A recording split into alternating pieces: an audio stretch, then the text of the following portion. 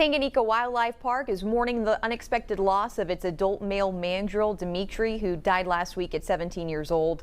Keepers describe him as a protective father and a gentle giant with guests. Initial necropsy results found an internal abscess and likely contributed to his death. Staff says his loss has left a big hole in the troop and that the remaining mandrills are still adjusting under close observation by their care team.